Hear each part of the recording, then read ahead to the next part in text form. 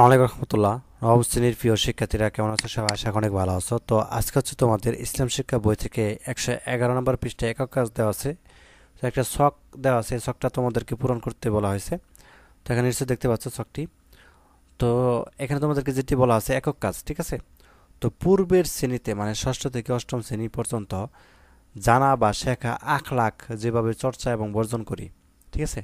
তো শিক্ষকের নির্দেশনা মোতাবেক উল্লিখিত শিরোনামের আলোকে নির্ধারিত ছকটি তুমি পূরণ করে অভিভাবকের মতামত বা স্বাক্ষর সহ জমা দিবে, ঠিক আছে।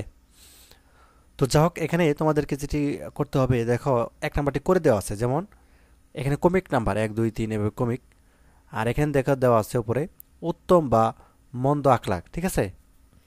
উত্তম যেমন বিনয়, পরোপকার, গুজব বা অপপ্রচার, প্রতিবেশীর সেবা বা বড়দের সম্মান, ঠিক আছে। আবার এখানে দেওয়া দেওয়া আছে, দেখো যেভাবে চর্চা বা বর্জন করেছি। যেমন প্রথমটা করে দেওয়া আছে যে বিনয়, এটা যেভাবে চর্চা বা বর্জন করেছি, বিদ্যালয় পরিবারের কথা বলার সময় ছোট বা বড় সবার সাথে বিনয় ও নম্র ব্যবহার করি। অভিভাবকের মন্তব্য হ্যাঁ অথবা না এক কথায় প্রকাশ করেছে, যেমন হ্যাঁ দিয়ে দিছে, ঠিক আছে। তুমি হচ্ছে কি করতে পারো, হ্যাঁ অথবা না যে মন্তব্য এটা ব্যবহার করতে পারো। এখন আমাদেরকে কি করতে হবে, বাকি যে চারটি দেওয়া আছে যেমন পরোপকার, গুজব বা অপপ্রচার, প্রতিবেশীর সেবা এবং বড়দের সম্মান, ঠিক আছে, এই চারটি আমাদেরকে সবগুলো পূরণ করতে হবে। তো কিভাবে আমরা খুব সুন্দরভাবে পূরণ করতে পারি, তো চলো আনসারটা আমরা এখন দেখি। তো আমি এইভাবে লিখেছি, এখানে খেয়াল করো। তো প্রথমটা যেহেতু দেওয়া আছে আমি পড়লাম না। 2 নম্বরটা আমাদেরকে পূরণ করব, যেমন পরোপকার, ঠিক আছে। তো এটা আমরা কীভাবে যেভাবে চর্চা বা বর্জন করেছি কীভাবে লিখতে পারি, যে পরিবার ও প্রতিবেশীর বিপদের সময় সাহায্যের হাত বাড়িয়েছে, ঠিক আছে।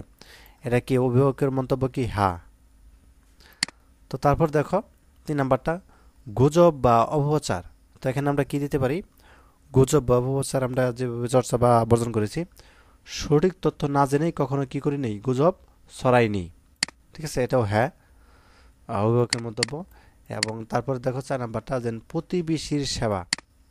তো আমরা লিখতে পারি প্রতিবেশী দাদু হঠাৎ অসুস্থ হওয়ায় হাসপাতালে নিতে সাহায্য করেছি, এটা কি? হ্যাঁ। তো সর্বশেষ 5 নাম্বারটা আমরা লিখতে পারি যে বড়দের সম্মান।